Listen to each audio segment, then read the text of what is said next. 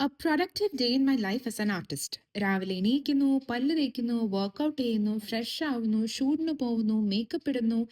ഇതൊക്കെയാണ് നിങ്ങൾ പ്രൊഡക്റ്റീവ് എന്നതുകൊണ്ട് ഉദ്ദേശിച്ചതെങ്കിൽ സോറി ട്ടോ, ഒരു ചെറിയ വ്യത്യാസമുണ്ട്. വർക്ക് സ്റ്റാർട്ട് ചെയ്യുന്നതിന് മുൻപ് ഇന്നത്തെ ദിവസം എക്സ്ട്രാ പ്രൊഡക്റ്റീവ് ആക്കാനായിട്ട് this time I decided to prioritize my own wellbeing. അപ്പോൾ അതിനായിട്ട് ഞാൻ ഇന്ന് എത്തിയിരിക്കുന്നത് നമ്മുടെ കാക്കനാടുള്ള ലോട്ടസ് വെൽനസ് സ്പായിലാണ്.